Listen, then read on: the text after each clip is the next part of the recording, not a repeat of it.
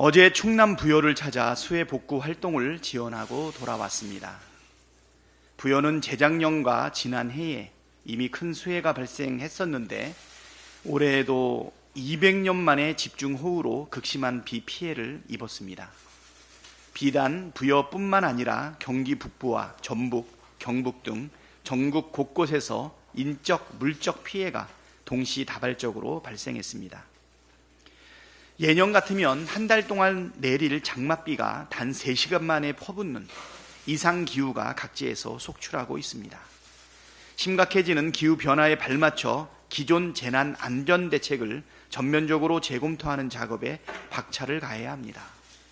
민주당은 재난안전체계 강화와 피해 지연 현실화를 위해 재난안전관리기본법과 농어업재해대책법, 농어업재해보험법 등 개정을 조속히 추진하도록 하겠습니다.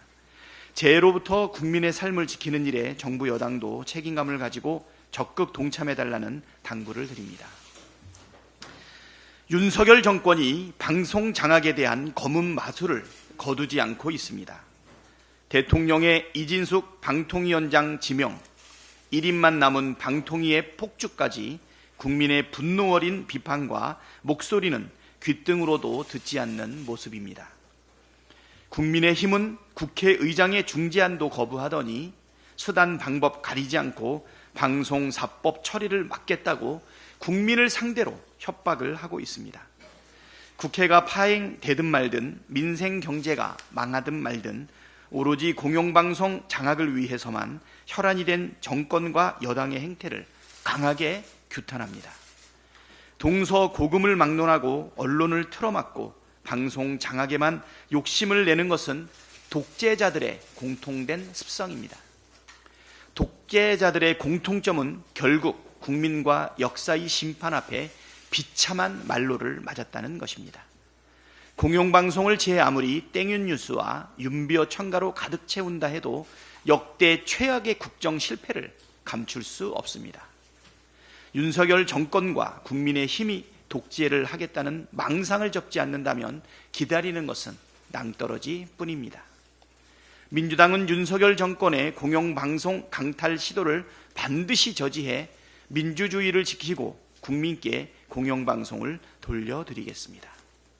국회법 절차에 따라 최대한 신속히 방송사법 처리를 매듭 짓겠습니다. 검찰의 김건희 비공개 조사는 공정과 상식에 대한 완벽한 사망사고였습니다. 검찰의 김건희 비공개 조사는 공정과 상식에 대한 완벽한 사망선고였습니다. 야당과 국민을 향해서는 경비견처럼 흉포한 권력을 휘두르던 검찰이 진짜 권력자 앞에선 고분고분한 애완견처럼 굴었습니다. 심지어 보도에 따르면 검찰 관계자들이 핸드폰마저 사전에 제출한 채 조사에 임했다고 합니다.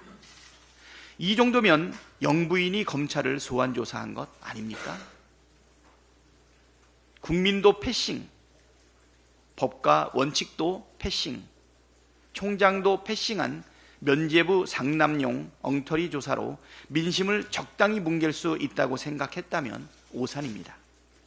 공정하고 객관적인 특검으로 진실을 낱낱이 규명해야 합니다. 민주당은 특검 도입에 더욱더 속도를 내겠습니다. 검찰을 권력의 애완견으로 만들고 국민의 신뢰를 잃게 만드는 데에는 이원석 총장의 책임도 큽니다. 그러나 이원석 총장은 검찰을 존폐 기로에 몰아넣은 책임을 통감하기는커녕 법치주의 침해를 운운하며 국회 청문회 패싱을 선언했습니다. 적반하장도 유분수이고 책임 회피도 가지가지입니다. 대통령 부부와 찐윤 검사에게 뺨 맞고 국민과 국회에 화풀이하는 것입니까? 이원석 총장은 자신이 말한 법불 아귀의 일말의 진정성이라도 있다면 국회 청문회에 출석해 졸렬한 검찰 수사의 민낯에 대해 직접 증언하길 바랍니다. 그래야 최소한의 용기는 있었다는 평가라도 받지 않겠습니까? 국민의힘 새 대표로 한동훈 후보가 선출됐습니다. 축하드립니다. 한동훈 대표는 당선 직후 언론 브리핑에서 민심과 함께 하겠다고 말했습니다. 민심은 해병대원 특검법 통과를 압도적으로 원하고 있습니다. 해병대원 특검법 재의결의 찬성 표결을 당론으로 확정함으로써 민심과 함께 하겠다는 의지를 행동으로 보여주시기를 바랍니다.